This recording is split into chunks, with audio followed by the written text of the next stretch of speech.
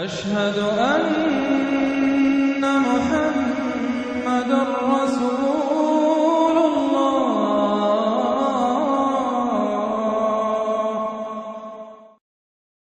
التغابن نام آیت نمبر 9 کے فقرے ذالکا یوم التغابن سے ماخوذ ہے، یعنی وہ سورہ جس میں لفظ تغابن آیا ہے۔ زمانہ نزول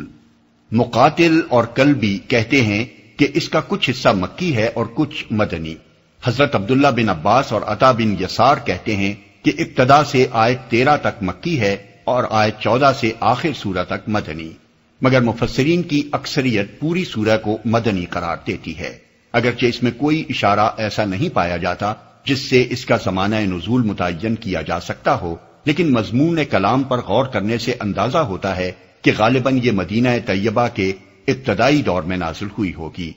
اسی وجہ سے اس میں کچھ رنگ مکی صورتوں کا سا اور کچھ مدنی صورتوں کا سا پایا جاتا ہے۔ موضوع اور مضمون اس سورہ کا موضوع ایمان و طاعت کی دعوت اور اخلاق حسنہ کی تعلیم ہے۔ کلام کی ترتیب یہ ہے کہ پہلی 4 آیتوں کا خطاب تمام انسانوں سے ہے، پھر آیت 5 سے 10 تک ان لوگوں سے خطاب کیا گیا ہے جو قرآن کی دعوت کو نہیں مانتے، اور اس کے بعد نمبر 11 سے آخر تک کی آیات کا روئے سخن ان لوگوں کی طرف ہے جو اس دعوت کو مانتے ہیں۔ تمام انسانوں کو خطاب کر کے چند مختصر فقروں میں انہیں 4 بنیادی حقیقتوں سے آگاہ کیا گیا ہے۔ اول یہ کہ یہ کائنات جس میں تم رہتے ہو بے خدا نہیں ہے، بلکہ اس کا خالق اور مالک اور فرما روا ایک ایسا قادر مطلق خدا ہے جس کے کامل اور بے عیب ہونے کی شہادت اس کائنات کی ہر چیز دے رہی ہے۔ دوسرے یہ کہ یہ کائنات بے مقصد اور بے حکمت نہیں ہے، بلکہ اس کے خالق نے اسے سراسر برحق پیدا کیا ہے۔ یہاں اس غلط فہمی میں نہ رہو کہ یہ ایک فضول تماشا ہے جو ابس ہی شروع ہوا اور ابس ہی ختم ہو جائے گا۔ تیسرے یہ کہ تمہیں جس بہترین صورت کے ساتھ خدا نے پیدا کیا ہے اور پھر جس طرح کفر و ایمان کا اختیار تم پر چھوڑ دیا ہے، یہ کوئی لا حاصل اور لا یعنی کام نہیں ہے کہ تم خواہ کفر اختیار کرو یا ایمان، دونوں صورتوں میں اس کا کوئی نتیجہ برآمد نہ ہو۔ دراصل خدا یہ دیکھ رہا ہے کہ تم اپنے اس اختیار کو کس طرح استعمال کرتے ہو۔ چوتھے یہ کہ تم غیر ذمہ دار اور غیر جواب دہ نہیں ہو، آخر کار تمہیں اپنے خالق کی طرف پلٹ کر جانا ہے اور اس ہستی سے تمہیں سابقہ پیش آنا ہے جو کائنات کی ہر چیز سے واقف ہے، جس سے تمہاری کوئی بات پوشیدہ نہیں، جس پر دلوں کے چھپے ہوئے خیالات تک روشن ہیں۔ کائنات اور انسان کی حقیقت کے بارے میں یہ 4 بنیادی باتیں بیان کرنے کے بعد کلام کا رخ ان لوگوں کی طرف مڑتا ہے جنہوں نے کفر کی راہ اختیار کی ہے، اور انہیں تاریخ کے اس منظر کی طرف توجہ دلائی جاتی ہے جو پوری انسانی تاریخ میں مسلسل نظر آتا ہے کہ قوموں پر قومیں اٹھتی ہیں اور بالآخر تباہی سے دوچار ہوتی ہیں۔ انسان اپنی عقل سے اس منظر کی 1000 توجیہیں کرتا رہا ہے، مگر اللہ تعالی اصل حقیقت بتاتا ہے، اور وہ یہ ہے کہ قوموں کی تباہی کے بنیادی اسباب صرف 2 تھے۔ ایک یہ کہ اس نے جن رسولوں کو ان کی ہدایت کے لیے بھیجا تھا ان کی بات ماننے سے انہوں نے انکار کیا، اس کا نتیجہ یہ ہوا کہ اللہ نے بھی انہیں ان کے حال پر چھوڑ دیا اور وہ خود ہی اپنے فلسفے گھڑ گھڑ کر ایک گمراہی سے دوسری گمراہی میں بھٹکتی چلی گئیں۔ دوسرے یہ کہ انہوں نے آخرت کے عقیدے کو بھی رد کر دیا اور اپنے ذام میں یہ سمجھ لیا کہ جو کچھ ہے بس یہی دنیا کی زندگی ہے، اس کے بعد کوئی اور زندگی نہیں ہے جس میں ہمیں اپنے خدا کے سامنے اپنے اعمال کا جواب دینا ہو۔ اس چیز نے ان کے پورے رویہ زندگی کو بگاڑ کر رکھ دیا اور ان کے اخلاق و کردار کی گندگی اس حد تک بڑھتی چلی گئی کہ آخر کار خدا کے عذاب ہی نے آ کر دنیا کو ان کے وجود سے پاک کیا۔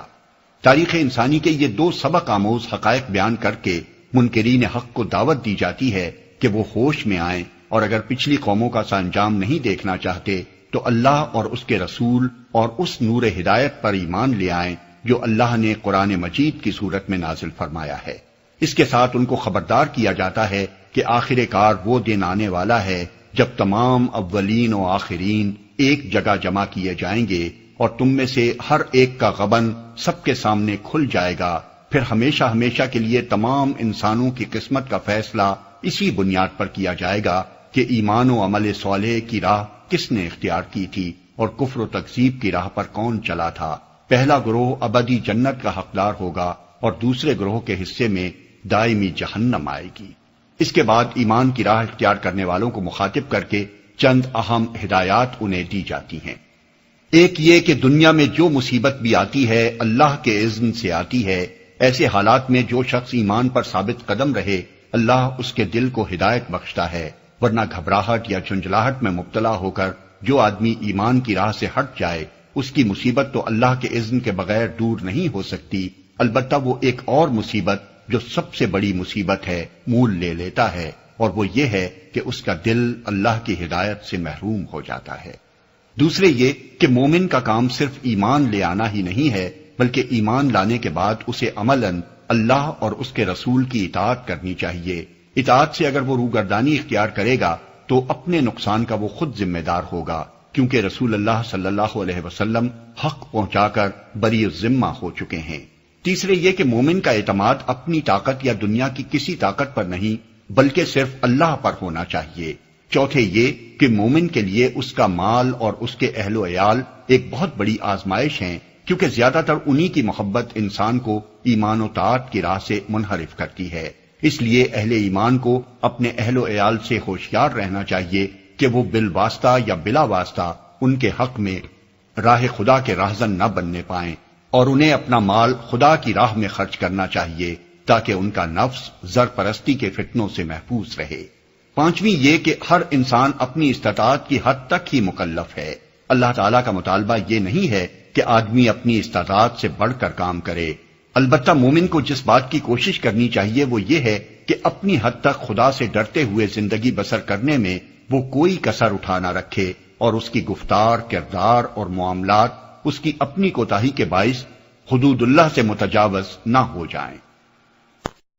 بسم اللہ الرحمن الرحیم۔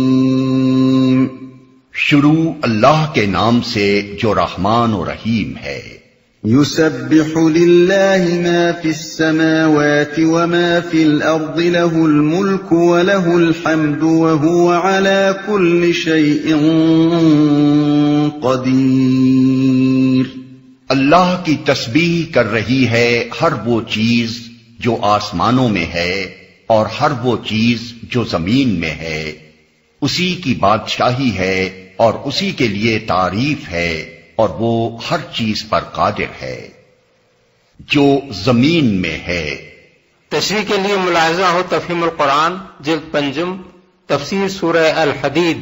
بات کے مضمون پر غور کرنے سے یہ بات خود سمجھ میں آ جاتی ہے کہ کلام کا آغاز اس فقرے سے کیوں کیا گیا ہے۔ آگے کائنات اور انسان کی جو حقیقت بیان کی گئی ہے وہ یہ ہے کہ اللہ ہی اس کا خالق، مالک اور فرمانروا ہے، اور اس نے یہ کائنات بے مقصد اور بے حکمت نہیں بنائی ہے، اور انسان یہاں غیر ذمہ دار بنا کر نہیں چھوڑ دیا گیا ہے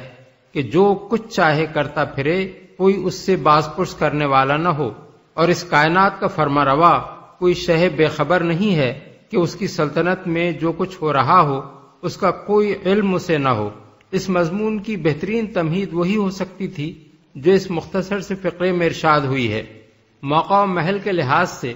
اس تمہید کا مطلب یہ ہے کہ زمین سے لے کر آسمانوں کی انتہائی وسعتوں تک جدھر بھی تم نگاہ ڈالو گے، اگر تم عقل کے اندھے نہیں ہو تو تمہیں صاف محسوس ہوگا کہ ایک ذرے سے لے کر عظیم ترین کہکشانوں تک ہر چیز نہ صرف خدا کے وجود پر گواہ ہے بلکہ اس بات کی گواہی بھی دے رہی ہے کہ اس کا خدا ہر عیب اور نقص اور کمزوری اور غلطی سے پاک ہے۔ اس کی ذات و صفات اور اس کے افعال و احکام میں کسی عیب و خطا یا کسی کمزوری اور نقص کا ادنا سے ادنا درجے میں بھی کوئی احتمال ہوتا تو یہ کمال درجہ حکیمانہ نظام وجود ہی میں نہ آ سکتا تھا، کجا کہ ازل سے ابد تک ایسے اٹل طریقے سے چل سکتا۔ اسی کی بادشاہی ہے، یعنی یہ پوری کائنات تنہا اسی کی سلطنت ہے۔ وہ صرف اس دنیا کو بنا کر اور ایک دفعہ حرکت دے کر نہیں رہ گیا ہے بلکہ وہی عملاً اس پر ہر آن حکومت کر رہا ہے۔ اس حکومت و فرمانروائی میں کسی دوسرے کا قطعاً کوئی دخل یا حصہ نہیں ہے۔ دوسروں کو اگر عارضی طور پر اور محدود پیمانے پر اس کائنات میں کسی جگہ تصرف یا ملکیت یا حکمرانی کے اختیارات حاصل ہیں تو وہ ان کے ذاتی اختیارات نہیں ہیں جو انہیں اپنے زور پر حاصل ہوئے ہوں، بلکہ وہ اللہ تعالیٰ کے دیے ہوئے ہیں۔ جب تک اللہ چاہے وہ انہیں حاصل رہتے ہیں، اور جب چاہے وہ انہیں سلب کر سکتا ہے۔ اسی کے لیے تعریف ہے۔ بالفاظ دیگر وہی اکیلا تعریف کا مستحق ہے۔ دوسری جس ہستی میں بھی کوئی قابل تعریف خوبی پائی جاتی ہے وہ اسی کی عطا کی ہوئی ہے، اور اگر حمد کو شکر کے معنی میں لیا جائے تو شکر کا بھی اصل مستحق وہی ہے، کیونکہ ساری نعمتیں اسی کی پیدا کی ہوئی ہیں، اور ساری مخلوقات کا حقیقی محسن اس کے سوا کوئی نہیں ہے۔ دوسری کسی ہستی کے کسی احسان کا ہم شکریہ ادا کرتے ہیں تو اس بنا پر کرتے ہیں کہ اللہ نے اپنی نعمت اس کے ہاتھوں ہم تک پہنچائی، ورنہ وہ خود نہ اس نعمت کا خالق ہے، نہ اللہ کی توفیق کے بغیر وہ اس نعمت کو ہم تک پہنچا سکتا تھا۔ وہ ہر چیز پر قادر ہے، یعنی وہ قادر مطلق ہے، جو کچھ کرنا چاہے کر سکتا ہے، کوئی طاقت اس کی قدرت کو محدود کرنے والی نہیں ہے۔ هو الذي خلقكم فمنكم كافر ومنكم مؤمن والله بما تعملون بصير۔ وہی ہے جس نے تم کو پیدا کیا، پھر تم میں سے کوئی کافر ہے اور کوئی مومن،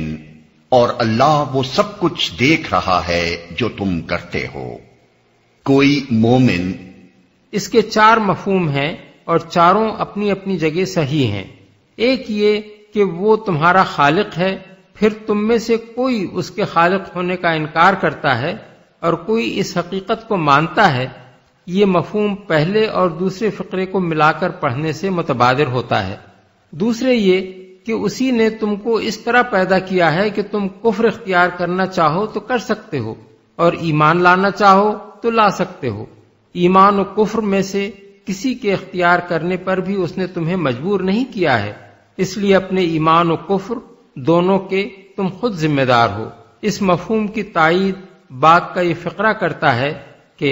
اللہ وہ سب کچھ دیکھ رہا ہے جو تم کرتے ہو، یعنی اس نے یہ اختیار دے کر تمہیں امتحان میں ڈالا ہے، اور وہ دیکھ رہا ہے کہ تم اپنے اس اختیار کو کس طرح استعمال کرتے ہو۔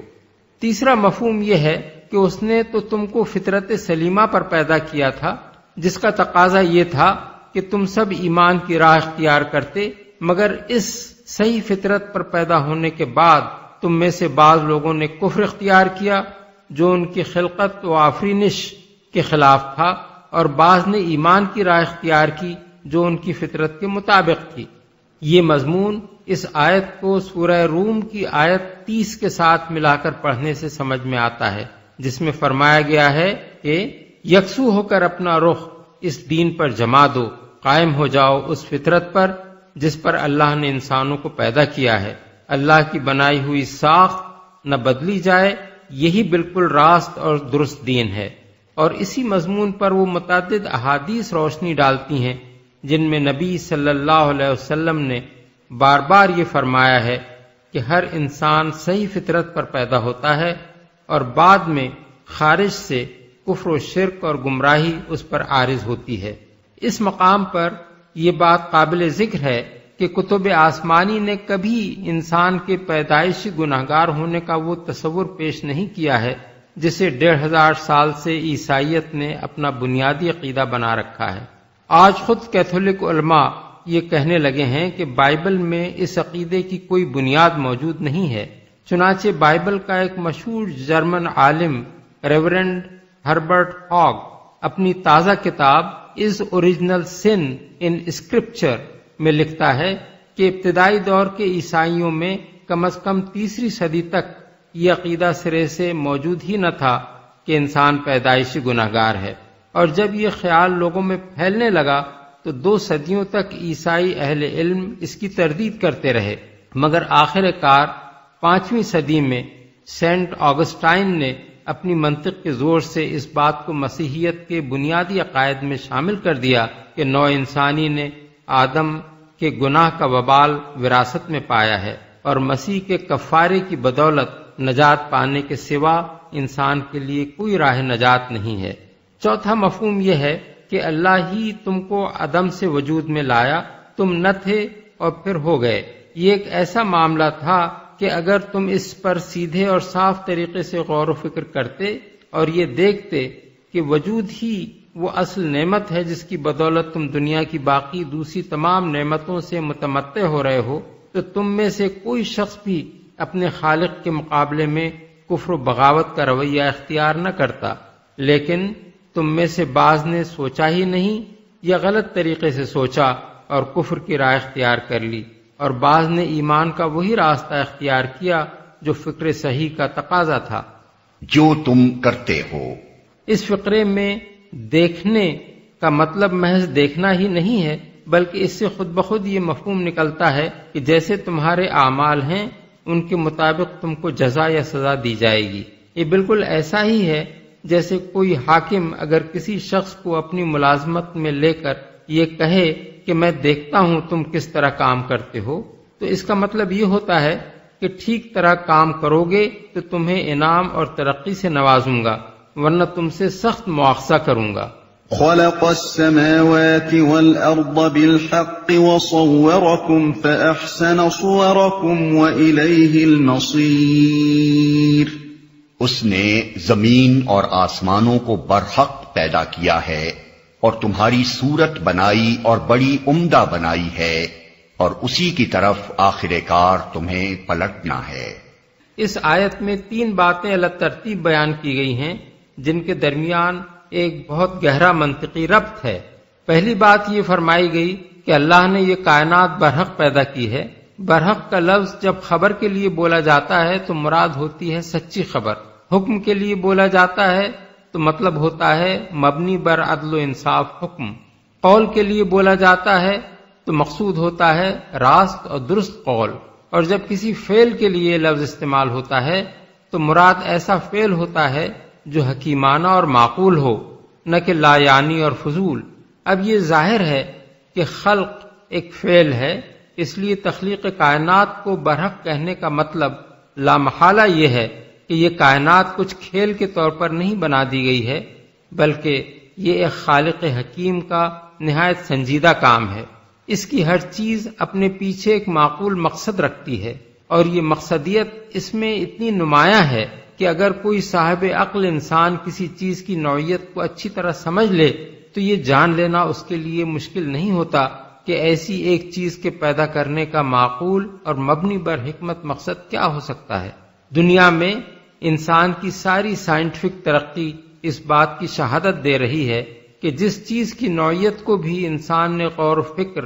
اور تحقیق و تجسس سے سمجھ لیا، اس کے بارے میں یہ بات بھی اسے آخر کار معلوم ہو گئی کہ وہ کس مقصد کے لیے بنائی گئی ہے، اور اس مقصد کو سمجھ کر ہی انسان نے وہ بے شمار چیزیں ایجاد کر لیں جو آج انسانی تمدن میں استعمال ہو رہی ہیں۔ یہ بات ہرگز ممکن نہ ہوتی اگر یہ کائنات کسی کھلنڈرے کا کھلونا ہوتی جس میں کوئی حکمت اور مقصدیت کار فرما نہ ہوتی۔ دوسری بات یہ فرمائی گئی کہ اس کائنات میں اللہ تعالیٰ نے انسان کو بہترین صورت پر پیدا کیا ہے۔ صورت سے مراد محض انسان کا چہرہ نہیں ہے، بلکہ اس سے مراد اس کی پوری جسمانی ساخت ہے، اور وہ قوتیں اور صلاحیتیں بھی اس کے مفہوم میں شامل ہیں جو اس دنیا میں کام کرنے کے لیے آدمی کو عطا کی گئی ہیں۔ ان دونوں حیثیتوں سے انسان کو زمین کی مخلوقات میں سب سے بہتر بنایا گیا ہے، اور اسی بنا پر وہ اس قابل ہوا ہے کہ ان تمام موجودات پر حکمرانی کرے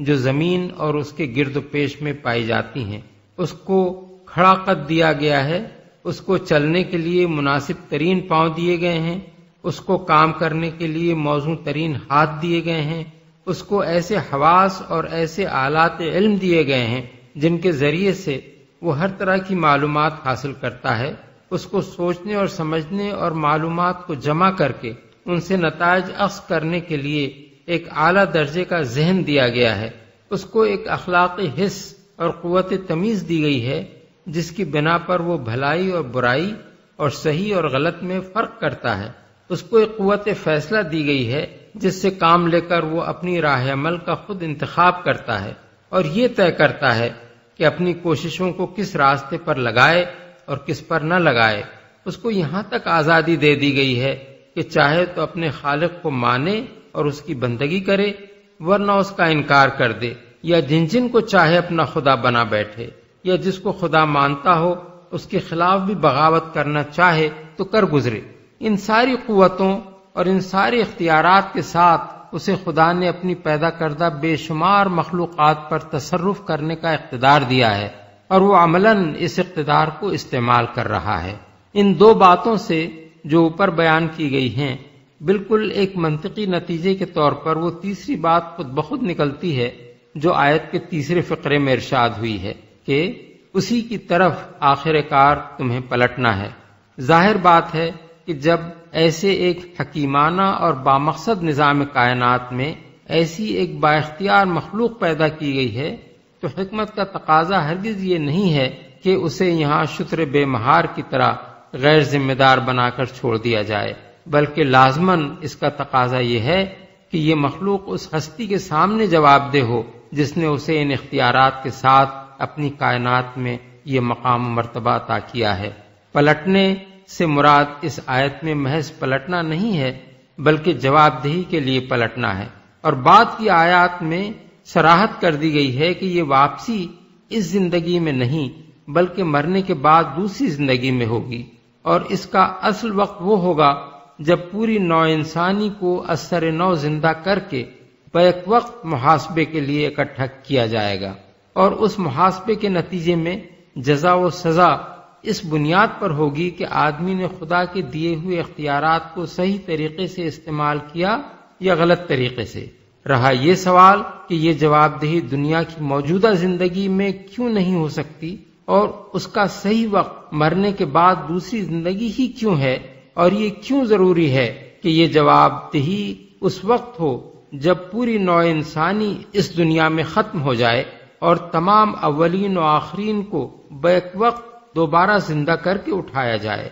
آدمی ذرا بھی عقل سے کام لے تو وہ سمجھ سکتا ہے کہ یہ سب کچھ بھی سراسر معقول ہے، اور حکمت و دانش کا تقاضا یہی ہے کہ محاسبہ دوسری زندگی ہی میں ہو اور سب انسانوں کا ایک ساتھ ہو۔ اس کی پہلی وجہ یہ ہے کہ انسان اپنے پورے کارنامہ حیات کے لیے جواب دہ ہے، اس لیے اس کی جواب دہی کا صحیح وقت لازماً وہی ہونا چاہیے جب اس کا کارنامہ حیات مکمل ہو چکا ہو۔ اور دوسری وجہ اس کی یہ ہے کہ انسان ان تمام اثرات و نتائج کے لیے ذمہ دار ہے جو اس کے افعال سے دوسروں کی زندگی پر مترتب ہوئے ہوں، اور وہ اثرات و نتائج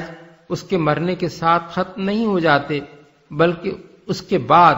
مدت ہائے دراز تک چلتے رہتے ہیں۔ لہذا صحیح محاسبہ اسی وقت ہو سکتا ہے جب پوری نوع انسانی کا کارنامہ حیات ختم ہو جائے اور تمام اولین و آخرین بیک وقت جواب دہی کے لیے جمع کیے جائیں۔ يعلم ما في السماوات والأرض ويعلم ما تسرون وما تعلنون والله عليم بذات الصدور۔ زمین اور آسمانوں کی ہر چیز کا اسے علم ہے، جو کچھ تم چھپاتے ہو اور جو کچھ تم ظاہر کرتے ہو سب اس کو معلوم ہے، اور وہ دلوں کا حال تک جانتا ہے، اور جو کچھ تم ظاہر کرتے ہو۔ دوسرا ترجمہ یہ بھی ہو سکتا ہے کہ جو کچھ تم چھپ کر کرتے ہو اور جو کچھ تم علانیہ کرتے ہو، اور وہ دلوں کا حال تک جانتا ہے۔ یعنی وہ انسان کے صرف ان اعمال ہی سے واقف نہیں ہے جو لوگوں کے علم میں آ جاتے ہیں، بلکہ ان اعمال کو بھی جانتا ہے جو سب سے مخفی رہ جاتے ہیں۔ مزید برآں وہ محض اعمال کی ظاہری شکل ہی کو نہیں دیکھتا بلکہ یہ بھی جانتا ہے کہ انسان کے ہر عمل کے پیچھے کیا ارادہ اور کیا مقصد کار فرما تھا، اور جو کچھ اس نے کیا کس نیت سے کیا اور کیا سمجھتے ہوئے کیا۔ یہ ایک ایسی حقیقت ہے جس پر انسان غور کرے تو اسے اندازہ ہو سکتا ہے کہ انصاف صرف آخرت ہی میں ہو سکتا ہے، اور صرف خدا ہی کی عدالت میں صحیح انصاف ہونا ممکن ہے۔ انسان کی عقل خود یہ تقاضا کرتی ہے کہ آدمی کو اس کے ہر جرم کی سزا ملنی چاہیے، لیکن آخر یہ بات کون نہیں جانتا کہ دنیا میں اکثر و بیشتر جرائم یا تو چھپے رہ جاتے ہیں یا ان کے لیے کافی شہادت بہم نہ پہنچنے کی وجہ سے مجرم چھوٹ جاتا ہے، یا جرم کھل بھی جاتا ہے تو مجرم اتنا بااثر اور طاقتور ہوتا ہے کہ اسے سزا نہیں دی جا سکتی۔ پھر انسان کی عقل یہ بھی چاہتی ہے کہ آدمی کو محض اس بنا پر سزا نہیں ملنی چاہیے کہ اس کے فعل کی صورت ایک مجرمانہ فعل کسی ہے، بلکہ یہ تحقیق ہونا چاہیے کہ جو فعل اس نے کیا ہے بالارادہ سوچ سمجھ کر کیا ہے، اس کے ارتکاب کے وقت وہ ایک ذمہ دار عامل کی حیثیت سے کام کر رہا تھا، اس کی نیت فی الواقع ارتکاب جرم ہی کی تھی، اور وہ جانتا تھا کہ جو کچھ وہ کر رہا ہے وہ جرم ہے۔ اسی لیے دنیا کی عدالتیں مقدمات کا فیصلہ کرنے میں ان امور کی تحقیق کرتی ہیں، اور ان کی تحقیق کو اصول انصاف کا تقاضا مانا جاتا ہے۔ مگر کیا واقعی دنیا میں کوئی ایسا ذریعہ پایا جاتا ہے جس سے ان کی ٹھیک ٹھیک تحقیق ہو سکے جو ہر شبہ سے بالاتر ہو؟ اس لحاظ سے دیکھا جائے تو یہ آیت بھی اللہ تعالیٰ کے اس ارشاد سے گہرا منطقی ربط رکھتی ہے کہ اس نے زمین اور آسمانوں کو برحق پیدا کیا ہے۔ برحق پیدا کرنے کا لازمی تقاضا یہ ہے کہ اس کائنات میں صحیح اور کامل عدل ہو۔ یہ عدل لازماً اسی صورت میں قائم ہو سکتا ہے جبکہ عدل کرنے والے کی نگاہ سے انسان جیسی ذمہ دار مخلوق کا نہ صرف یہ کہ کوئی فعل چھپا نہ رہ جائے بلکہ وہ نیت بھی اس سے مخفی نہ رہے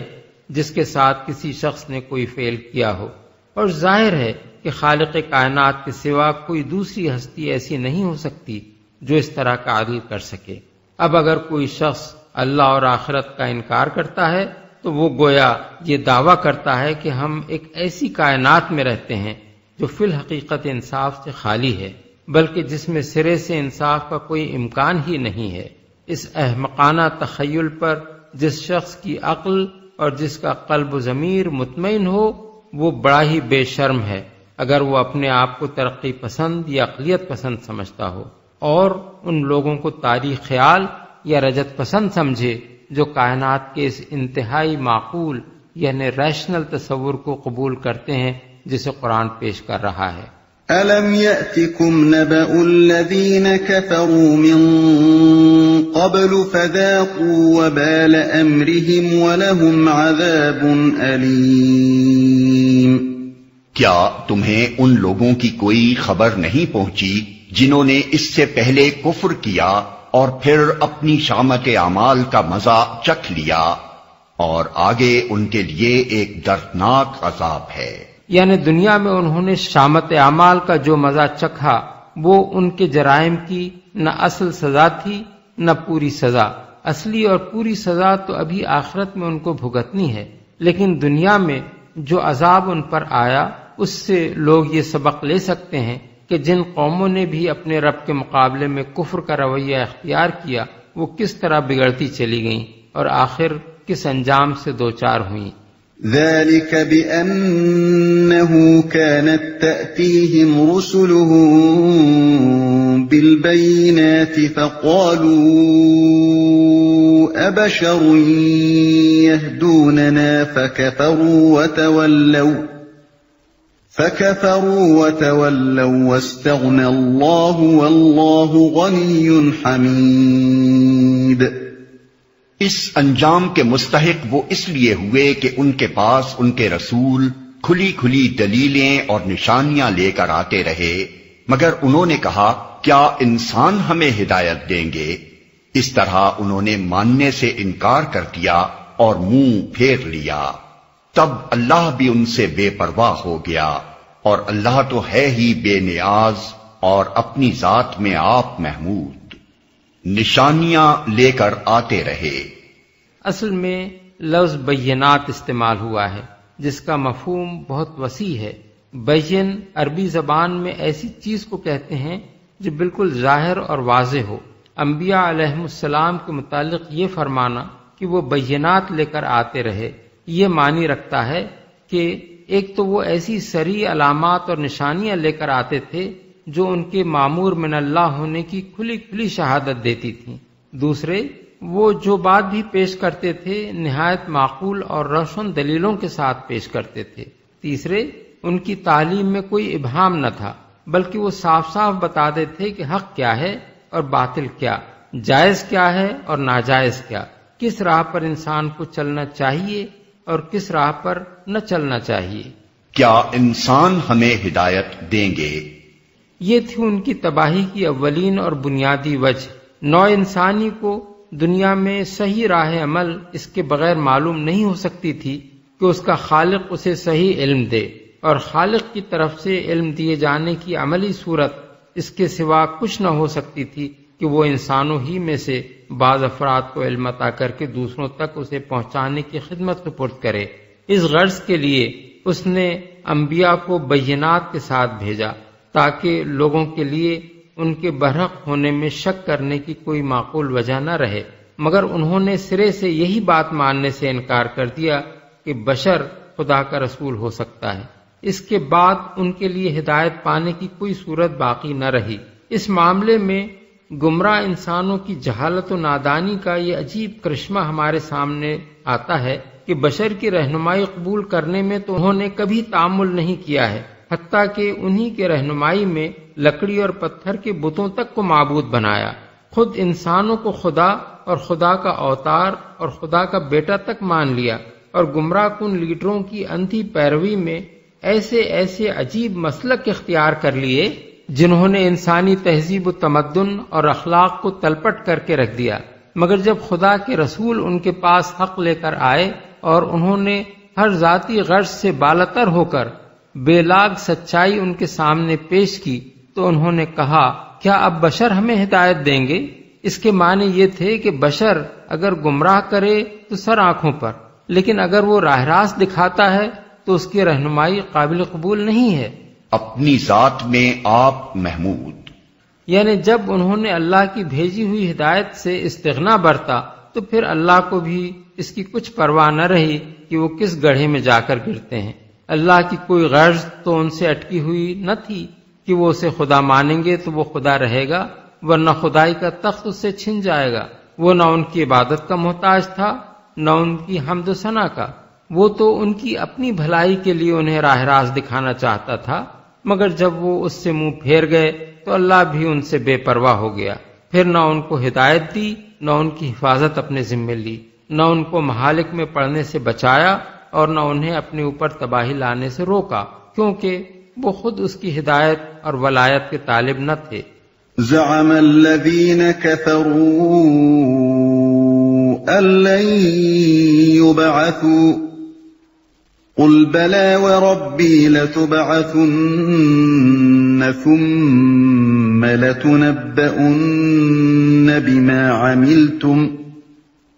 وذلك على الله يسير۔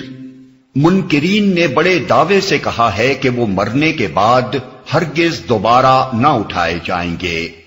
ان سے کہو، نہیں، میرے رب کی قسم تم ضرور اٹھائے جاؤ گے، پھر ضرور تمہیں بتایا جائے گا کہ تم نے دنیا میں کیا کچھ کیا ہے، اور ایسا کرنا اللہ کے لیے بہت آسان ہے۔ دوبارہ نہ اٹھائے جائیں گے،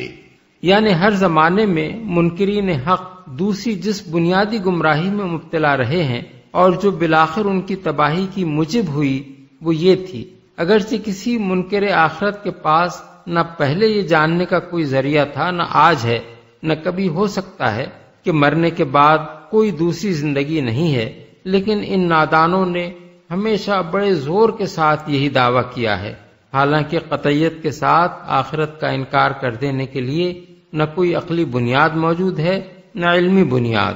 تم ضرور اٹھائے جاؤ گے۔ یہ تیسرا مقام ہے جہاں اللہ تعالیٰ نے اپنے نبی سے فرمایا ہے کہ اپنے رب کی قسم کھا کر لوگوں سے کہو کہ ضرور ایسا ہو کر رہے گا۔ پہلے سورہ یونس میں فرمایا وَيَسْتَنبِئُونَكَ أَحَقٌّ هُوَ قُلْ إِي وَرَبِّي إِنَّهُ لَحَقٌّ وَمَا أَنْتُمْ بِمُعْجِزِينَ، یعنی وہ پوچھتے ہیں کیا واقعی یہ حق ہے؟ کہو میرے رب کی قسم یہ یقیناً حق ہے اور تم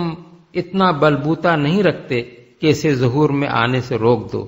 آیت 53۔ پھر سورہ سبا میں فرمایا وَقَالَ الَّذِينَ كَفَرُوا لَا تَأْتِينَ السَّاعَةُ قُلْ بَلَىٰ وَرَبِّي لَتَأْتِيَنَّكُمْ، یعنی منکرین کہتے ہیں کیا بات ہے کہ قیامت ہم پر نہیں آ رہی ہے؟ کہو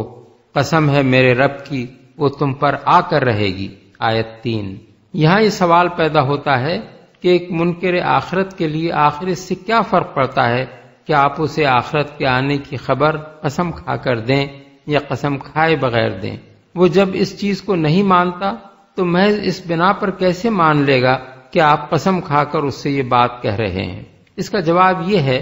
کہ اول تو رسول اللہ صلی اللہ علیہ وسلم کے مخاطب وہ لوگ تھے جو اپنے ذاتی علم اور تجربے کی بنا پر یہ بات خوب جانتے تھے کہ یہ شخص کبھی عمر بھر جھوٹ نہیں بولا ہے، اس لیے چاہے زبان سے وہ آپ کے خلاف کیسے ہی بہتان گھڑتے رہے ہوں، اپنے دلوں میں وہ یہ تصور تک نہ کر سکتے تھے کہ ایسا سچا انسان کبھی خدا کی قسم کھا کر وہ بات کہہ سکتا ہے جس کے برحق ہونے کا اسے کامل یقین نہ ہو۔ دوسرے یہ کہ آپ محض آخرت کا عقیدہ ہی بیان نہیں کرتے تھے بلکہ اس کے لیے نہایت معقول دلائل بھی پیش فرماتے تھے، مگر جو چیز نبی اور غیر نبی کے درمیان فرق کرتی ہے وہ یہ ہے کہ ایک غیر نبی آخرت کے حق میں جو مضبوط سے مضبوط دلائل دے سکتا ہے، ان کا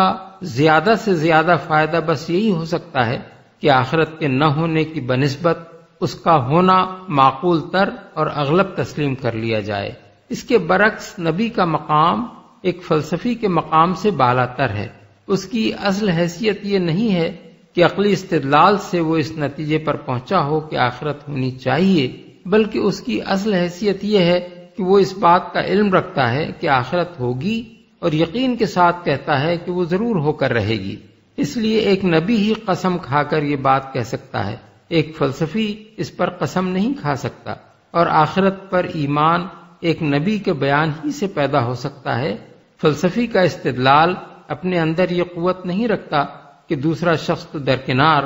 فلسفی خود بھی اپنی دلیل کی بنا پر اسے اپنا ایمانی عقیدہ بنا سکے۔ فلسفی اگر واقعی صحیح الفکر فلسفی ہو تو وہ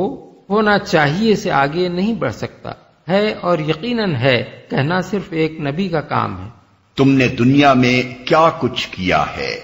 یہ وہ مقصد ہے جس کے لیے بنی آدم کو مرنے کے بعد دوبارہ اٹھایا جائے گا، اور اسی میں اس سوال کا جواب بھی ہے کہ ایسا کرنے کی آخر ضرورت کیا ہے۔ اگر وہ بحث آدمی کی نگاہ میں ہو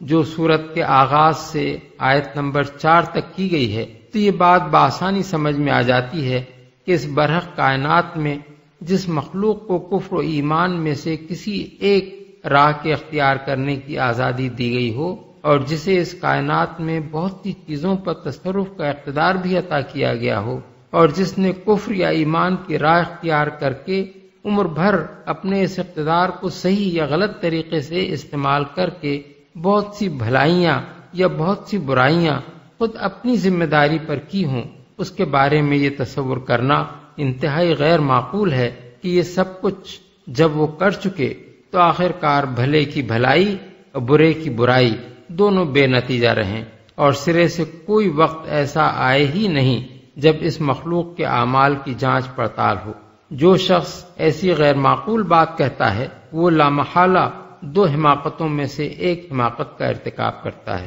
یا تو وہ یہ سمجھتا ہے کہ یہ کائنات ہے تو مبنی بر حکمت، مگر یہاں انسان جیسی با اختیار مخلوق کو غیر ذمہ دار بنا کر چھوڑ دیا گیا ہے، یا پھر وہ یہ سمجھتا ہے کہ یہ ایک الٹپ بنی ہوئی کائنات ہے جسے بنانے میں سرے سے کسی حکیم کی حکمت کار فرما نہیں ہے۔ پہلی صورت میں وہ ایک متناقض بات کہتا ہے، کیونکہ مبنی بر حکمت کائنات میں ایک با اختیار مخلوق کا غیر ذمہ دار ہونا صریحاً خلاف عدل و حکمت ہے، اور دوسری صورت میں وہ اس بات کی کوئی معقول توجیہ نہیں کر سکتا کہ ایک الٹپ بنی ہوئی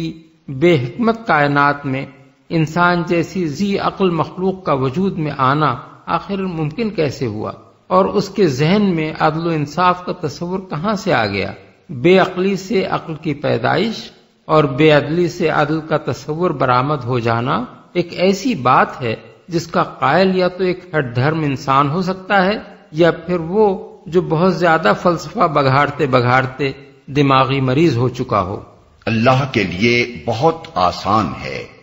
یہ آخرت کی دوسری دلیل ہے۔ پہلی دلیل آخرت کے ضروری ہونے کی تھی، اور یہ دلیل اس کے ممکن ہونے کی ہے۔ ظاہر ہے کہ جس خدا کے لیے کائنات کا اتنا بڑا نظام بنا دینا دشوار نہ تھا، اور جس کے لیے اس دنیا میں انسانوں کو پیدا کرنا دشوار نہیں ہے، اس کے لیے یہ بات آخر کیوں دشوار ہوگی کہ انسانوں کو دوبارہ پیدا کر کے اپنے سامنے حاضر کرے اور ان کا حساب لے۔ فآمنوا بالله ورسوله والنور الذي أنزلنا والله بما تعملون خبير۔ پس ایمان لاؤ اللہ پر اور اس کے رسول پر اور اس روشنی پر جو ہم نے نازل کی ہے، جو کچھ تم کرتے ہو اللہ اس سے باخبر ہے جو ہم نے نازل کی ہے۔ یعنی جب یہ واقعہ ہے اور پوری انسانی تاریخ اس بات پر گواہ ہے کہ قوموں کی تباہی کا اصل موجب ان کا رسولوں کی بات نہ ماننا اور آخرت کا انکار کرنا تھا، تو اسی غلط روش پر چل کر اپنی شامت بلانے پر اصرار نہ کرو اور اللہ اور اس کے رسول اور قرآن کی پیش کردہ ہدایت پر ایمان لے آؤ۔ یہاں سیاق و سباق خود بتا رہا ہے کہ اللہ کی نازل کردہ روشنی سے مراد قرآن ہے۔ جس طرح روشنی خود نمایاں ہوتی ہے اور گرد و پیش کی ان تمام چیزوں کو نمایاں کر دیتی ہے جو پہلے تاریکی میں چھپی ہوئی تھیں، اسی طرح قرآن ایک ایسا چراغ ہے جس کا برحق ہونا بجائے خود روشن ہے، اور اس کی روشنی میں انسان ہر اس مسئلے کو سمجھ سکتا ہے جسے سمجھنے کے لیے اس کے اپنے ذرائع علم و عقل کافی نہیں ہیں۔ یہ چراغ جس شخص کے پاس ہو وہ فکر و عمل کی بے شمار پرپیچ راہوں کے درمیان حق کی سیدھی راہ صاف صاف دیکھ سکتا ہے اور عمر بھر صراط مستقیم پر اس طرح چل سکتا ہے کہ ہر قدم پر اسے یہ معلوم ہوتا رہے کہ گمراہیوں کی طرف لے جانے والی پگڈنڈیاں کدھر کدھر جا رہی ہیں اور ہلاکت کے گڑھے کہاں کہاں آ رہے ہیں، اور سلامتی کی راہ ان کے درمیان کون سی ہے۔ يوم يجمعكم ليوم الجمع ذلك يوم التغابن ومن يؤمن بالله ويعمل صالحا يكفر عنه سيئاته ويدخله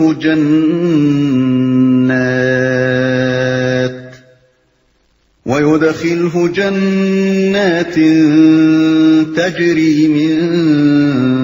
تحتها الأنهار خالدين فيها أبدا ذلك الفوز العظيم۔ اس کا پتہ تمہیں اس روز چل جائے گا جب اجتماع کے دن وہ تم سب کو اکٹھا کرے گا۔ وہ دن ہوگا ایک دوسرے کے مقابلے میں لوگوں کی ہار جیت کا۔ جو اللہ پر ایمان لایا ہے اور نیک عمل کرتا ہے اللہ اس کے گناہ جھاڑ دے گا اور اسے ایسی جنتوں میں داخل کرے گا جن کے نیچے نہریں بہتی ہوں گی۔ یہ لوگ ہمیشہ ہمیشہ ان میں رہیں گے، یہی بڑی کامیابی ہے۔ تم سب کو اکٹھا کرے گا۔ اجتماع کے دن سے مراد ہے قیامت، اور سب کو اکٹھا کرنے سے مراد ہے تمام ان انسانوں کو بیک وقت زندہ کر کے جمع کرنا جو ابتدائے آفرینش سے قیامت تک دنیا میں پیدا ہوئے ہیں۔ یہ مضمون قرآن مجید میں جگہ جگہ کھول کر بیان کیا گیا ہے۔ مثلا سورہ ہود میں فرمایا ذالک یوم مجموع لہ الناس وذالک یوم مشہود، وہ ایک ایسا دن ہوگا جس میں سب انسان جمع ہوں گے اور پھر جو کچھ بھی اس روز ہوگا سب کی آنکھوں کے سامنے ہوگا۔ آیت 103۔ اور سورہ واقعہ میں فرمایا قل ان الاولین والآخرین لمجموعون الی میقات یوم معلوم، یعنی ان سے کہو کہ تمام پہلے گزرے ہوئے اور بعد میں آنے والے لوگ یقیناً ایک مقرر دن کے وقت جمع کیے جانے والے ہیں۔ آیت 50۔ لوگوں کی ہار جیت کا اصل میں لفظ یوم التغابن استعمال ہوا ہے جس کے معنی میں اتنی وسعت ہے کہ اردو زبان تو کیا کسی دوسری زبان کے بھی ایک لفظ بلکہ ایک فقرے میں اس کا مفہوم ادا نہیں کیا جا سکتا۔ خود قرآن مجید میں بھی قیامت کے جتنے نام آئے ہیں ان میں غالباً سب سے زیادہ پرمعنی نام یہی ہے، اس لیے اس کا مفہوم سمجھنے کے لیے تھوڑی سی تشریح ناگزیر ہے۔ تغابن غبن سے ہے جس کا تلفظ غبن بھی ہے اور غبن بھی۔ غبن زیادہ تر خرید و فروخت اور لین دین کے معاملے میں بولا جاتا ہے اور غبن رائے کے معاملے میں۔ لیکن کبھی کبھی اس کے برعکس بھی استعمال ہوتا ہے۔ لغت میں اس کے متعدد معنی بیان کیے ہیں۔ غبنو خبر الناقہ یعنی ان لوگوں کو پتہ نہیں چلا کہ ان کی اونٹنی کہاں گئی۔ غبن فلانن فی البیع یعنی اس نے فلاں شخص کو خرید و فروخت میں دھوکہ دیا۔ غبن فلانن یعنی اس نے فلاں شخص کو گھاٹا دے دیا۔ غبنت من حقی عند فلان یعنی فلاں شخص سے اپنا حق وصول کرنے میں مجھ سے بھول ہو گئی۔ غبین وہ شخص جس میں ذہانت کی کمی ہو اور جس کی رائے کمزور ہو۔ مغبون وہ شخص جو دھوکہ کھا جائے۔ الغبن الغفلت النسیان فوت الحظ ان یبخس صاحبک فی معاملت بینک و بینہ لضرب من الاخفاء یعنی غبن کے معنی ہیں غفلت، بھول، اپنے حصے سے محروم رہ جانا، ایک شخص کا کسی غیر محسوس طریقے سے کاروبار یا باہمی معاملے میں دوسرے کو نقصان دینا۔ امام حسن بصری نے دیکھا کہ ایک شخص دوسرے کو بیع میں دھوکہ دے رہا ہے تو فرمایا ھذا یغبن عقلک یہ شخص تجھے بے وقوف بنا رہا ہے۔ اس سے جب لفظ تغابن بنایا جائے تو اس میں دو یا زائد آدمیوں کے درمیان غبن واقع ہونے کا مفہوم پیدا ہو جاتا ہے۔ تغابن القوم کے معنی ہیں بعض لوگوں کا بعض لوگوں کے ساتھ غبن کا معاملہ کرنا، یا ایک شخص کا دوسرے کو نقصان پہنچانا، یا دوسرے کا اس کے ہاتھوں نقصان اٹھا جانا، یا ایک کا حصہ دوسرے کو مل جانا اور اس کا اپنے حصے سے محروم رہ جانا، یا تجارت میں ایک فریق کا خسارہ اٹھانا اور دوسرے فریق کا نفع اٹھا لے جانا، یا کچھ لوگوں کا کچھ دوسرے لوگوں کے مقابلے میں غافل یا ضعیف الرائے ثابت ہونا۔ اب اس بات پر غور کیجئے کہ آیت میں قیامت کے متعلق فرمایا گیا ہے ذالک یوم التغابن، وہ دن ہوگا تغابن کا۔ ان الفاظ سے خود بخود یہ مفہوم نکلتا ہے کہ دنیا میں تو شب و روز تغابن ہوتا ہی رہتا ہے، لیکن یہ تغابن ظاہری اور نظر فریب ہے، اصلی اور حقیقی تغابن نہیں ہے۔ اصل تغابن قیامت کے روز ہوگا، وہاں جا کر پتہ چلے گا کہ اصل میں خسارہ کس نے اٹھایا اور کون نفع کما لے گیا، اصل میں کس کا حصہ کسے مل گیا اور کون اپنے حصے سے محروم رہ گیا، اصل میں دھوکہ کس نے کھایا اور کون ہوشیار نکلا، اصل میں کس نے اپنا تمام سرمایہ حیات ایک غلط کاروبار میں کھپا کر اپنا دیوالا نکال لیا اور کس نے اپنی قوتوں اور قابلیتوں اور مساعی اور اموال اور اوقات کو نفع کے سودے پر لگا کر وہ سارے فائدے لوٹ لیے جو پہلے شخص کو بھی حاصل ہو سکتے تھے اگر وہ دنیا کی حقیقت سمجھنے میں دھوکہ نہ کھاتا۔ مفسرین نے یوم التغابن کی تفسیر کرتے ہوئے اس کے متعدد مطلب بیان کیے ہیں جو سب کے سب صحیح ہیں اور اس کے معنی کے مختلف پہلوؤں پر روشنی ڈالتے ہیں۔ بعض مفسرین نے اس کا مطلب یہ بیان کیا ہے کہ اس روز اہل جنت اہل دوزخ کا وہ حصہ مار لے جائیں گے جو ان کو جنت میں ملتا اگر وہ جنتیوں کے سے کام کر کے آئے ہوتے، اور اہل دوزخ جنتیوں کا وہ حصہ لوٹ لیں گے جو انہیں دوزخ میں ملتا اگر انہوں نے دنیا میں دوزخیوں کے سے کام کیے ہوتے۔ اس مضمون کی تائید بخاری کی وہ حدیث کرتی ہے جو انہوں نے کتاب الرقاق میں حضرت ابو ہریرہ سے روایت کی ہے کہ حضور نے فرمایا جو شخص بھی جنت میں جائے گا اسے وہ مقام دکھا دیا جائے گا جو اسے دوزخ میں ملتا اگر وہ برا عمل کرتا تاکہ وہ اور زیادہ شکر گزار ہو، اور جو شخص بھی دوزخ میں جائے گا اسے وہ مقام دکھا دیا جائے گا جو اسے جنت میں ملتا اگر اس نے نیک عمل کیا ہوتا تاکہ اسے اور زیادہ حسرت ہو۔ بعض اور مفسرین کہتے ہیں کہ اس روز ظالم کی اتنی نیکیاں مظلوم لوٹ لے جائے گا جو اس کے ظلم کا بدلہ ہو سکیں، یا مظلوم کے اتنے گناہ ظالم پر ڈال دیے جائیں گے جو اس کے حق کے برابر وزن رکھتے ہوں، اس لیے کہ قیامت کے روز آدمی کے پاس کوئی مال و زر تو ہوگا نہیں کہ وہ مظلوم کا حق ادا کرنے کے لیے کوئی ہرجانہ یا تاوان دے سکے، وہاں تو بس آدمی کے اعمال ہی ایک زر مبادلہ ہوں گے۔ لہذا جس شخص نے دنیا میں کسی پر ظلم کیا ہو وہ مظلوم کا حق اسی طرح ادا کر سکے گا کہ اپنے پلے میں جو کچھ بھی نیکیاں رکھتا ہو ان میں سے اس کا تاوان ادا کرے، یا مظلوم کے گناہوں میں سے کچھ اپنے اوپر لے کر اس کا جرمانہ بھگتے۔ یہ مضمون بھی متعدد احادیث میں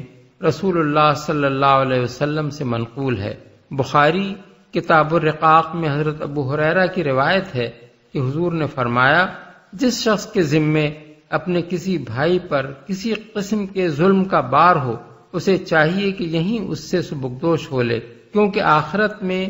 دینار و درہم تو ہوں گے ہی نہیں، وہاں اس کی نیکیوں میں سے کچھ لے کر مظلوم کو دلوائی جائیں گی، یا اگر اس کے پاس نیکیاں کافی نہ ہوں تو مظلوم کے کچھ گناہ اس پر ڈال دیے جائیں گے۔ اسی طرح مسند احمد میں حضرت جابر بن عبداللہ بن انیس کی روایت ہے کہ حضور نے فرمایا، کوئی جنتی جنت میں اور کوئی دوزخی دوزخ میں اس وقت تک نہ جا سکے گا جب تک کہ اس ظلم کا بدلہ نہ چکا دیا جائے جو اس نے کسی پر کیا ہو، حتیٰ کہ ایک تھپڑ کا بدلہ بھی دینا ہوگا۔ ہم نے عرض کیا کہ یہ بدلہ کیسے دیا جائے گا جبکہ قیامت میں ہم ننگے بچے ہوں گے؟ فرمایا، اپنے اعمال کی نیکیوں اور بدیوں سے بدلہ چکانا ہوگا۔ مسلم اور مسند احمد میں حضرت ابو ہریرہ کی روایت ہے کہ حضور نے ایک مرتبہ اپنی مجلس میں لوگوں سے پوچھا، جانتے ہو مفلس کون ہوتا ہے؟ لوگوں نے عرض کیا، ہم میں سے مفلس وہ ہوتا ہے جس کے پاس مال متاع کچھ نہ ہو۔ فرمایا، میری امت میں مفلس وہ ہے جو قیامت کے روز نماز اور روزہ اور زکوٰۃ ادا کر کے حاضر ہوا ہو، مگر اس حال میں آیا ہو کہ کسی کو اس نے گالی دی تھی اور کسی پر بہتان لگایا تھا اور کسی کا مال مار کھایا تھا اور کسی کا خون بہایا تھا اور کسی کو مارا پیٹا تھا، پھر ان سب مظلوموں میں سے ہر ایک پر اس کی نیکیاں لے لے کر بانٹ دی گئیں، اور جب نیکیوں میں سے کچھ نہ بچا جس سے ان کا بدلہ چکایا جا سکے تو ان میں سے ہر ایک کے کچھ کچھ گناہ لے کر اس پر ڈال دیے گئے اور وہ شخص دوزخ میں پھینک دیا گیا۔ ایک اور حدیث میں جسے مسلم اور ابو داؤد نے حضرت بریدہ سے نقل کیا ہے، حضور نے فرمایا، کسی مجاہد کے پیچھے اگر کسی شخص نے اس کی بیوی اور اس کے گھر والوں کے معاملے میں خیانت کی تو قیامت کے روز وہ اس مجاہد کے سامنے کھڑا کر دیا جائے گا اور اس کو کہا جائے گا کہ اس کی نیکیوں میں سے جو کچھ تو چاہے لے لے۔ پھر حضور نے ہماری طرف متوجہ ہو کر فرمایا، پھر تمہارا کیا خیال ہے؟ یعنی تم کیا اندازہ کرتے ہو کہ وہ اس کے پاس کیا کچھ چھوڑ دے گا؟ بعض اور مفسرین نے کہا ہے کہ تغابن کا لفظ زیادہ تر تجارت کے معاملے میں بولا جاتا ہے، اور قرآن مجید میں جگہ جگہ اس رویے کو جو کافر اور مومن اپنی دنیا کی زندگی میں اختیار کرتے ہیں تجارت سے تشبیہ دی گئی ہے۔ مومن اگر نافرمانی کا راستہ چھوڑ کر اطاعت اختیار کرتا ہے اور اپنی جان، مال اور محنتیں خدا کے راستے میں کھپا دیتا ہے تو گویا وہ گھاٹے کا سودا چھوڑ کر ایک ایسی تجارت میں اپنا سرمایہ لگا رہا ہے جو آخر کار نفع دینے والی ہے۔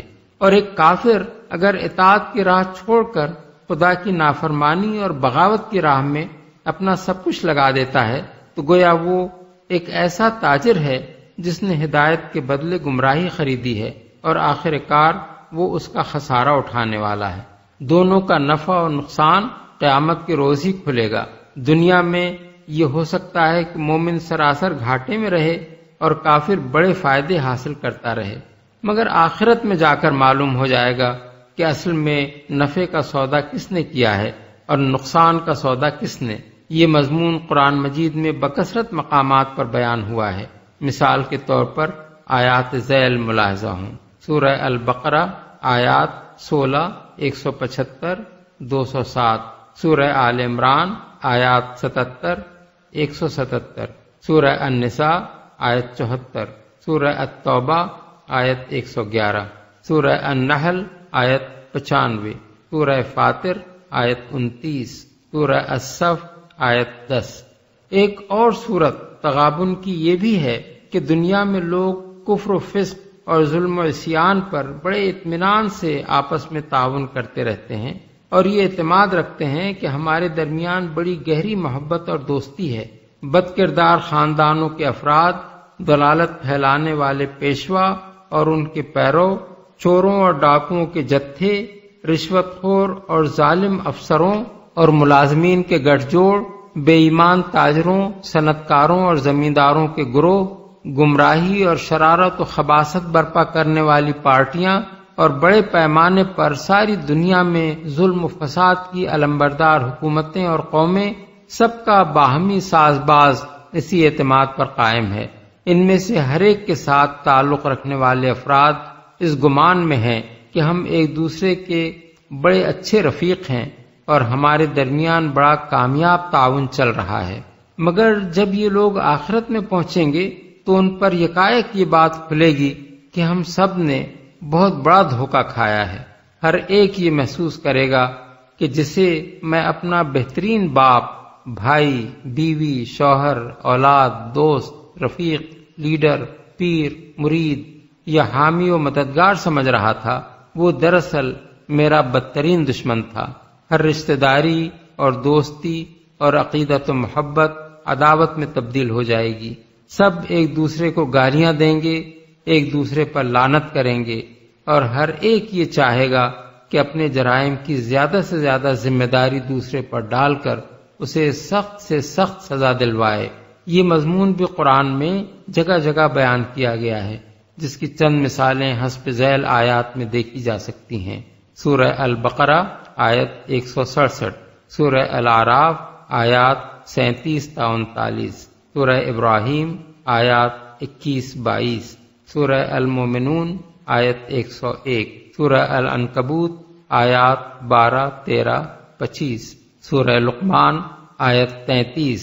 سورہ الاحزاب آیات 67-68، سورہ سبا آیات 31 تا 33، سورہ فاطر آیت 18، سورہ الصافات آیات 27 تا 33،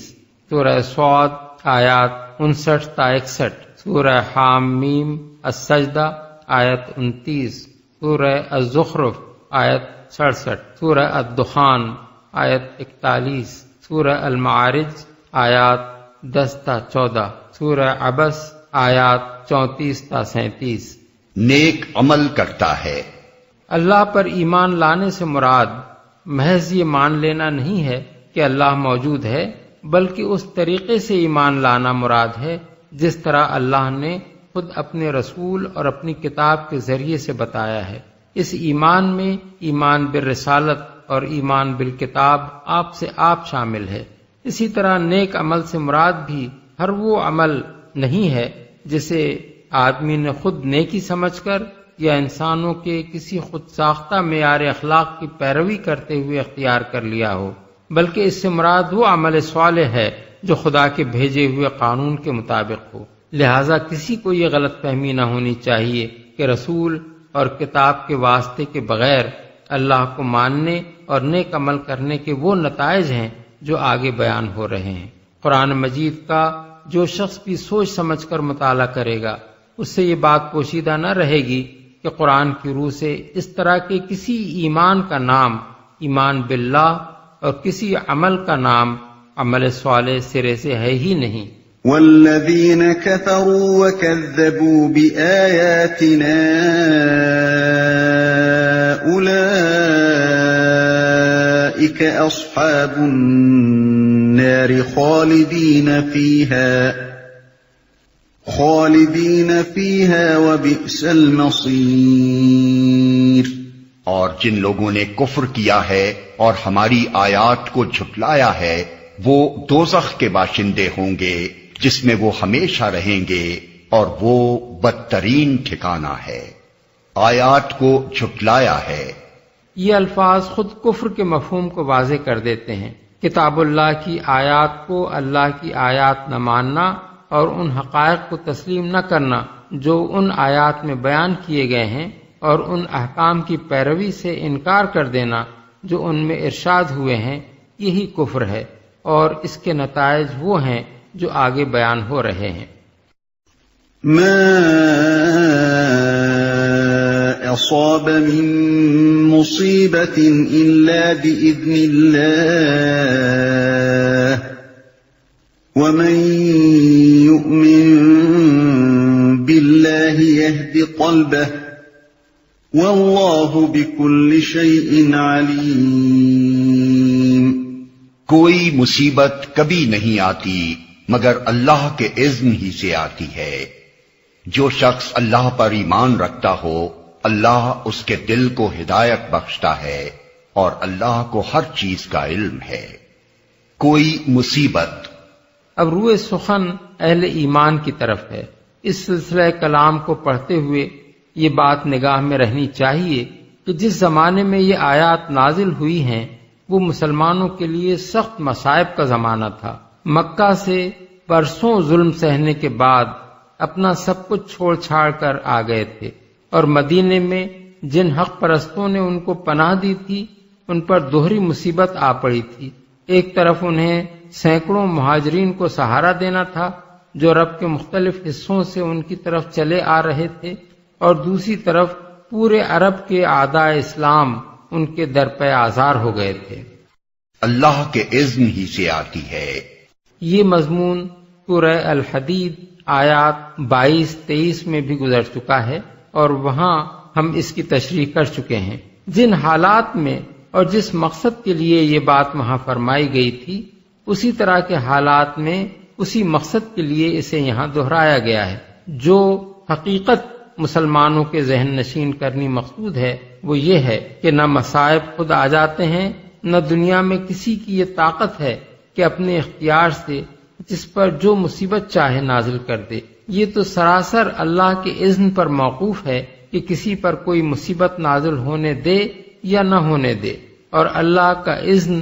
بہرحال کسی نہ کسی مصلحت کی بنا پر ہوتا ہے جسے انسان نہ جانتا ہے نہ سمجھ سکتا ہے۔ دل کو ہدایت بخشتا ہے۔ یعنی مصائب کے ہجوم میں جو چیز انسان کو راہ راست پر قائم رکھتی ہے اور کسی سخت سے سخت حالت میں بھی اس کے قدم ڈگمگانے نہیں دیتی، وہ صرف ایمان باللہ ہے۔ جس کے دل میں ایمان نہ ہو وہ آفات کو یا تو اتفاقات کا نتیجہ سمجھتا ہے یا دنیاوی طاقتوں کو ان کے لانے اور روکنے میں مؤثر مانتا ہے، یا انہیں ایسی خیالی طاقتوں کا عمل سمجھتا ہے جنہیں انسانی اوہام نے نفع و ضرر پہنچانے پر قادر فرض کر لیا ہے، یا خدا کو فاعل مختار مانتا تو ہے مگر صحیح ایمان کے ساتھ نہیں مانتا۔ ان تمام مختلف صورتوں میں آدمی کم ظرف ہو کر رہ جاتا ہے۔ ایک خاص حد تک تو وہ مصیبت سہ لیتا ہے، لیکن اس کے بعد وہ گھٹنے ٹیک دیتا ہے، ہر آستانے پر جھک جاتا ہے، ہر ذلت قبول کر لیتا ہے، ہر کمینہ حرکت کر سکتا ہے، ہر غلط کام کرنے پر آمادہ ہو جاتا ہے، خدا کو گالیاں دینے سے بھی نہیں چوکتا، حتیٰ کہ خودکشی تک کر گزرتا ہے۔ اس کے برعکس جو شخص یہ جانتا اور سچے دل سے مانتا ہو کہ سب کچھ اللہ کے ہاتھ میں ہے اور وہی اس کائنات کا مالک و فرمانروا ہے اور اسی کے اذن سے مصیبت آتی اور اسی کے حکم سے ٹل سکتی ہے، اس کے دل کو اللہ صبر و تسلیم اور رضا بقضا کی توفیق دیتا ہے، اس کو عزم اور ہمت کے ساتھ ہر طرح کے حالات کا مقابلہ کرنے کی طاقت بخشتا ہے۔ تاریک سے تاریک حالات میں بھی اس کے سامنے اللہ کے فضل کی امید کا چراغ روشن رہتا ہے، اور کوئی بڑی سے بڑی آفت بھی اس کو اتنا پست ہمت نہیں ہونے دیتی کہ وہ راہ راست سے ہٹ جائے یا باطل کے آگے سر جھکا دے یا اللہ کے سوا کسی اور کے در پر اپنے درد کا مداوا ڈھونڈنے لگے۔ اس طرح ہر مصیبت اس کے لیے مزید خیر کے دروازے کھول دیتی ہے، اور کوئی مصیبت بھی حقیقت میں اس کے لیے مصیبت نہیں رہتی بلکہ نتیجے کے اعتبار سے سراسر رحمت بن جاتی ہے، کیونکہ خواہ وہ اس کا شکار ہو کر رہ جائے یا اس سے بخیریت گزر جائے، دونوں صورتوں میں وہ اپنے رب کی ڈالی ہوئی آزمائش سے کامیاب ہو کر نکلتا ہے۔ اسی چیز کو ایک متفق علیہ حدیث میں رسول اللہ صلی اللہ علیہ وسلم نے اس طرح بیان فرمایا ہے: عجباً للمؤمن لا یقضی اللہ لہ قضاء الا کان خیرا لہ ان اصابتہ ضراء صبر فکان خیرا لہ وان اصابتہ سرا شکر فکان خیرا لہ ولیس ذلک لأحد الا المؤمن۔ یعنی مومن کا معاملہ بھی عجیب ہے، اللہ اس کے حق میں جو فیصلہ بھی کرتا ہے وہ اس کے لیے اچھا ہی ہوتا ہے۔ مصیبت پڑے تو صبر کرتا ہے اور وہ اس کے لیے اچھا ہوتا ہے، خوشحالی میسر آئے تو شکر کرتا ہے اور وہ بھی اس کے لیے اچھا ہی ہوتا ہے۔ یہ بات مومن کے سوا کسی کو نصیب نہیں ہوتی۔ ہر چیز کا علم ہے۔ اس سلسلہ کلام میں اس ارشاد کے دو معنی ہو سکتے ہیں۔ ایک یہ کہ اللہ کو معلوم ہے کہ کون شخص واقعی ایمان رکھتا ہے اور کس شان کا ایمان رکھتا ہے، اس لیے وہ اپنے علم کے بنا پر اسی قلب کو ہدایت بخشتا ہے جس میں ایمان ہو، اور اسی شان کی ہدایت بخشتا ہے جس شان کا ایمان اس میں ہو۔ دوسرا مطلب یہ بھی ہو سکتا ہے کہ اپنے مومن بندوں کے حالات سے اللہ بے خبر نہیں ہے، اس نے ایمان کی دعوت دے کر اور اس ایمان کے ساتھ دنیا کی شدید آزمائشوں میں ڈال کر انہیں ان کے حال پر چھوڑ نہیں دیا ہے۔ وہ جانتا ہے کہ کس مومن پر دنیا میں کیا کچھ گزر رہی ہے اور وہ کن حالات میں اپنے ایمان کے تقاضے کس طرح پورے کر رہا ہے۔ اس لیے اطمینان رکھو کہ جو مصیبت بھی اللہ کے اذن سے تم پر نازل ہوتی ہے، اللہ کے علم میں ضرور اس کی کوئی عظیم مصلحت ہوتی ہے اور اس کے اندر کوئی بڑی خیر پوشیدہ ہوتی ہے، کیونکہ اللہ اپنے مومن بندوں کا خیر خواہ ہے، بلا وجہ انہیں مصائب میں مبتلا کرنا نہیں چاہتا۔ وَأَطِيعُوا اللَّهَ وَأَطِيعُوا الرَّسُولَ فَإِن تَوَلَّيْتُمْ فَإِنَّمَا عَلَى رَسُولِنَا الْبَلَاغُ الْمُبِينُ۔ اللہ کی اطاعت کرو اور رسول کی طاعت کرو، لیکن اگر تم اطاعت سے منہ موڑتے ہو تو ہمارے رسول پر صاف صاف حق پہنچا دینے کے سوا کوئی ذمہ داری نہیں ہے۔ سلسلہ کلام کے لحاظ سے اس ارشاد کا مطلب یہ ہے کہ اچھے حالات ہوں یا برے حالات، ہر حال میں اللہ اور رسول کی اطاعت پر قائم رہو، لیکن اگر مصائب کے ہجوم سے گھبرا کر تم اطاعت سے منہ موڑ گئے تو اپنا ہی نقصان کرو گے۔ ہمارے رسول پر صرف یہ ذمہ داری تھی کہ راہ راست تم کو ٹھیک ٹھیک بتا دے، تو اس کا حق رسول نے ادا کر دیا ہے۔ اللہ لا الہ الا هو وعلى اللہ فلیتوکل المؤمنون۔ اللہ وہ ہے جس کے سوا کوئی خدا نہیں، لہذا ایمان لانے والوں کو اللہ ہی پر بھروسہ رکھنا چاہیے۔ یعنی خدائی کے سارے اختیارات تنہا اللہ تعالی کے ہاتھ میں ہیں، کوئی دوسرا سرے سے یہ اختیار رکھتا ہی نہیں ہے کہ تمہاری اچھی یا بری تقدیر بنا سکے۔ اچھا وقت آ سکتا ہے تو اسی کے لائے آ سکتا ہے، اور برا وقت ٹل سکتا ہے تو اسی کے ٹالے ٹل سکتا ہے۔ لہذا جو شخص سچے دل سے اللہ کو خدائے واحد مانتا ہو، اس کے لیے اس کے سوا سرے سے کوئی راستہ ہی نہیں ہے کہ وہ اللہ پر بھروسہ رکھے اور دنیا میں ایک مومن کی حیثیت سے اپنا فرض اس یقین کے ساتھ انجام دیتا چلا جائے کہ خیر بہرحال اسی راہ میں ہے جس کی طرف اللہ نے رہنمائی فرمائی ہے۔ اس راہ میں کامیابی نصیب ہوگی تو اللہ ہی کی مدد اور تائید و توفیق سے ہوگی، کوئی دوسری طاقت مدد کرنے والی نہیں ہے۔ اور اس راہ میں اگر مشکلات و مصائب اور خطرات و مہالک سے سابقہ پیش آئے گا تو ان سے بھی وہی بچائے گا، کوئی دوسرا بچانے والا نہیں ہے۔ یا ایھا الذین آمنوا ان من ازواجکم واولادکم عدوا لکم فاحذروہم وَإِن تَعْفُوا وَتَصْفَحُوا وَتَغْفِرُوا فَإِنَّ اللَّهَ غَفُورٌ رَّحِيمٌ۔ اے لوگو جو ایمان لائے ہو، تمہاری بیویوں اور تمہاری اولاد میں سے بعض تمہارے دشمن ہیں، ان سے ہوشیار رہو، اور اگر تم عفو درگزر سے کام لو اور معاف کر دو تو اللہ غفور و رحیم ہے۔ اس آیت کے دو مفہوم ہیں۔ ایک مفہوم کے لحاظ سے اس کا اطلاق ان بہت سی مشکلات پر ہوتا ہے جو خدا کی راہ پر چلنے میں بکثرت اہل ایمان مردوں کو اپنی بیویوں سے اور عورتوں کو اپنے شوہروں سے اور والدین کو اپنی اولاد سے پیش آتی ہیں۔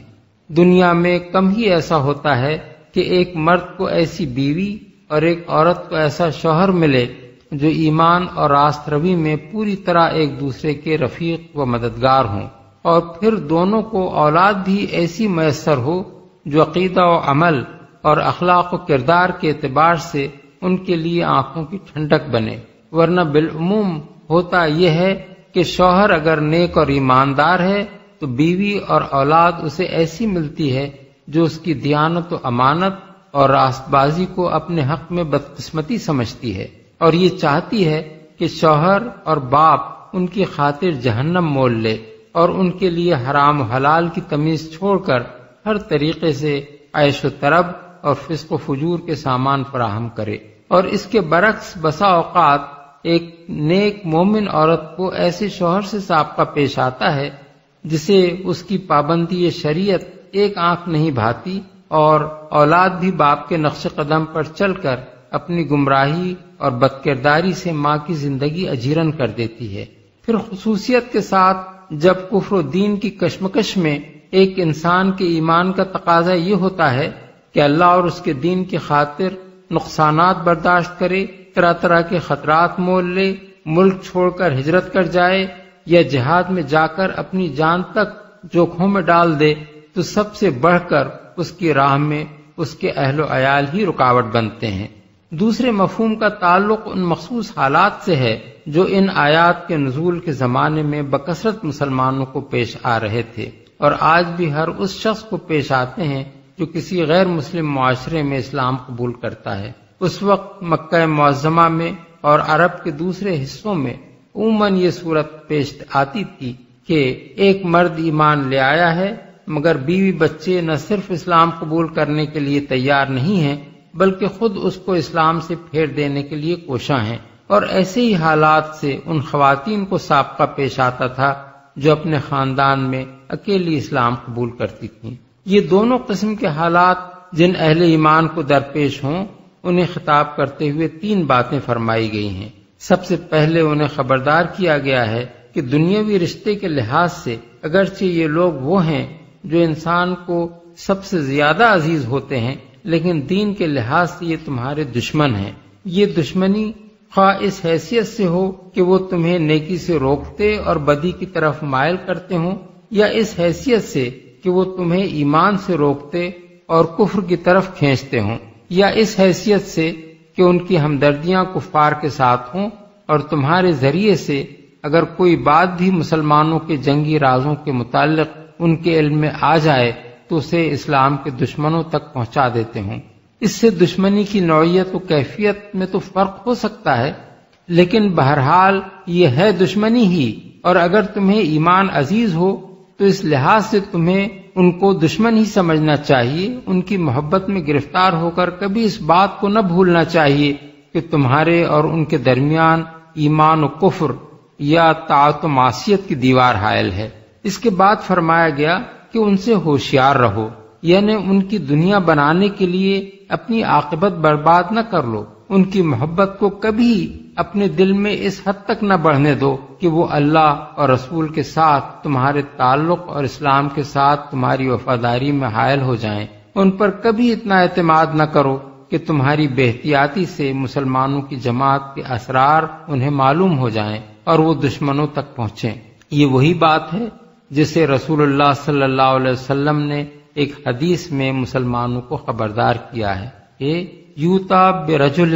یوم القیامت ویقال اکل عیالہ حسناتہ، ایک شخص قیامت کے روز لایا جائے گا اور کہا جائے گا کہ اس کے بال بچے اس کی ساری نیکیاں کھا گئے۔ آخر میں فرمایا گیا کہ اگر تم عفو درگزر سے کام لو اور معاف کر دو تو اللہ غفور و رحیم ہے۔ اس کا مطلب یہ ہے کہ ان کی دشمنی سے تمہیں صرف اس لیے آگاہ کیا جا رہا ہے کہ تم ان سے ہوشیار رہو اور اپنے دین کو ان سے بچانے کی فکر کرو۔ اس سے آگے بڑھ کر اس تنبیہ کا مقصد ہرگز یہ نہیں ہے کہ بیوی بچوں کو مارنے پیٹنے لگو یا ان کے ساتھ سختی سے پیش آؤ یا ان کے ساتھ تعلقات میں ایسی بدمزگی پیدا کر لو کہ تمہاری اور ان کی گھریلو زندگی عذاب بن کر رہ جائے۔ یہ اس لیے کہ ایسا کرنے کے 2 نقصانات بالکل واضح ہیں۔ ایک یہ کہ اس سے بیوی بچوں کی اصلاح کے دروازے ہمیشہ کے لیے بند ہو جانے کا خطرہ ہے۔ دوسرے یہ کہ اس سے معاشرے میں اسلام کے خلاف الٹی بدگمانیاں پیدا ہو سکتی ہیں اور گرد و پیش کے لوگوں کی نگاہ میں مسلمان کے اخلاق و کردار کی یہ تصویر بنتی ہے کہ اسلام قبول کرتے ہی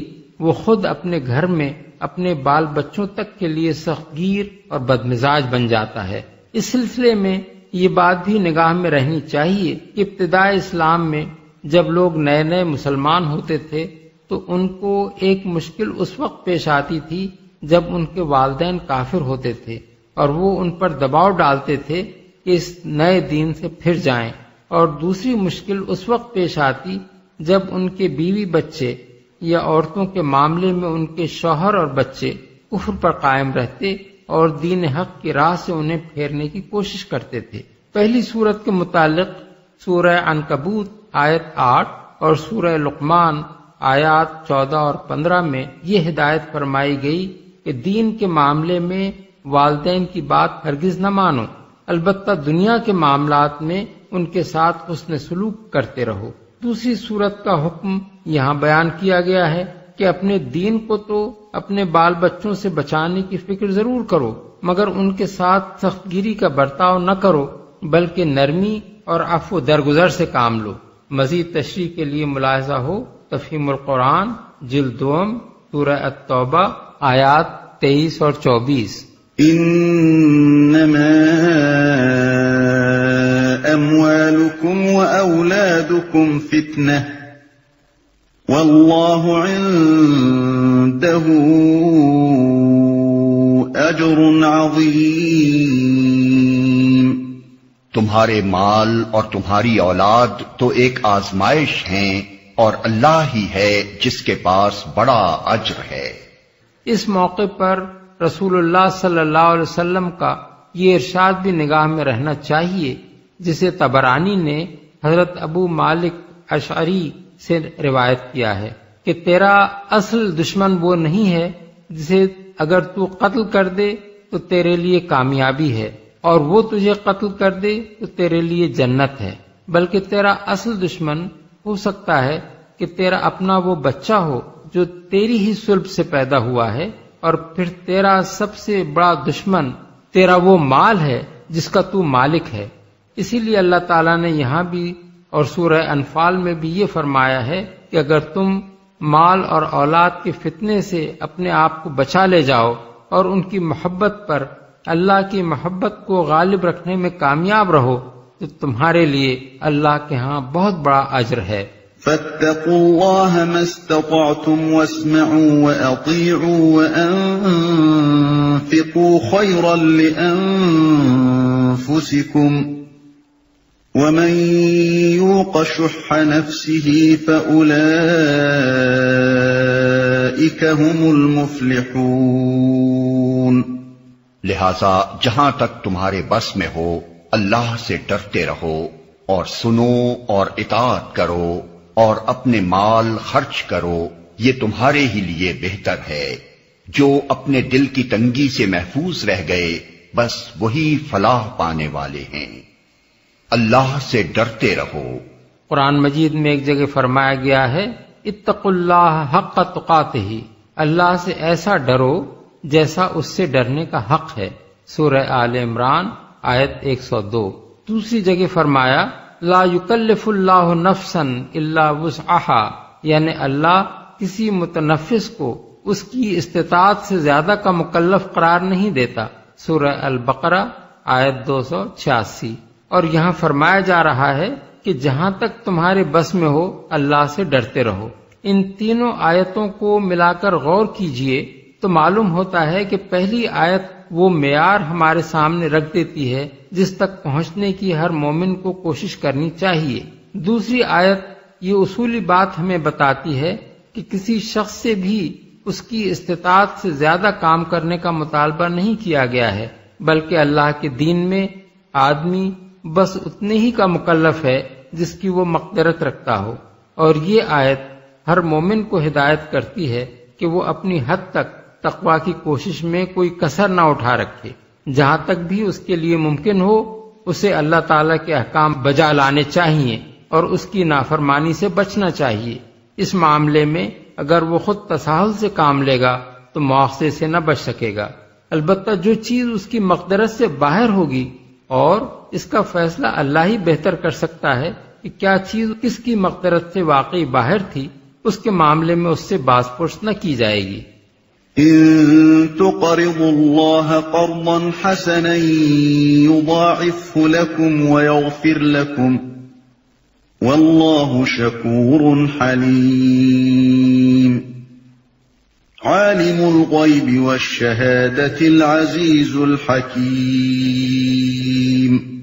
اگر تم اللہ کو قرض حسن دو تو وہ تمہیں کئی گنا بڑھا کر دے گا اور تمہارے قصوروں سے درگزر فرمائے گا. اللہ بڑا قدردان اور بردبار ہے، حاضر اور غائب ہر چیز کو جانتا ہے، زبردست اور دانا ہے.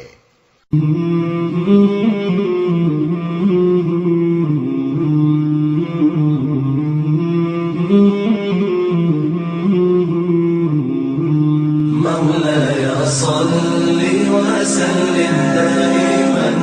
أبدا على حبيبك خير الخلق كلهم. مولاي صل وسلم